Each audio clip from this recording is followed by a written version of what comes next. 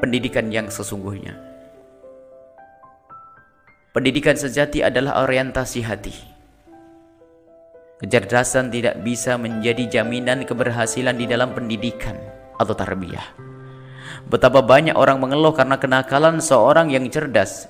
Ilmu yang memadai tidak bisa menjadi jaminan bahwa seseorang telah benar-benar mendapatkan tarbiyah. Sebagian kaum Yahudi yang 100% percaya bahwa Nabi Muhammad SAW adalah Nabi yang akan diutus di akhir zaman, karena berita itu telah termaktub di dalam kitab suci mereka. Akan tetapi di saat tiba waktu kelahiran Nabi Muhammad SAW di tengah-tengah mereka, tidak mudah bagi mereka untuk menerimanya.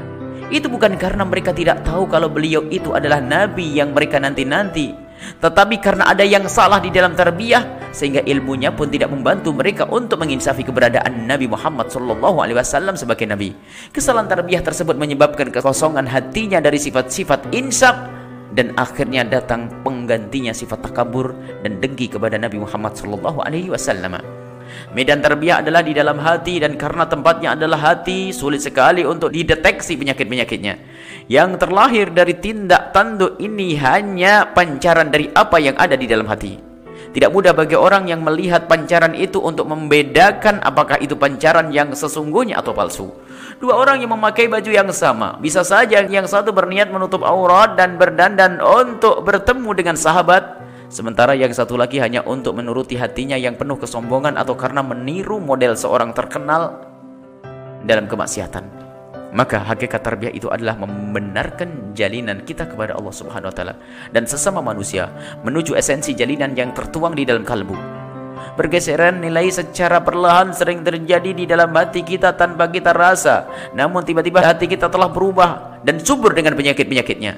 Seseorang yang merasa tawadhu, ternyata di saat itu ia telah tersungkur ke dalam jurang ketakaburan. Yang merasa dirinya lebih baik dari orang lain adalah orang yang telah mengalami krisis nilai tarbiyah yang drastis.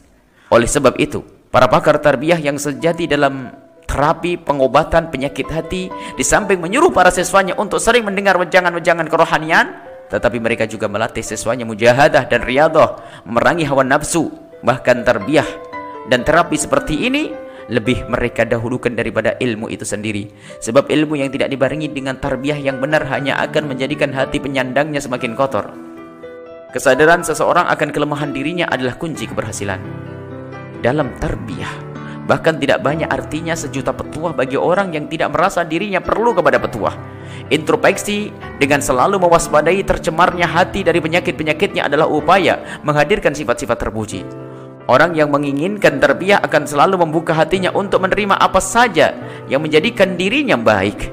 Ia akan selalu melihat kebutuhan dirinya kepada resep-resep untuk menghilangkan penyakit-penyakit hati.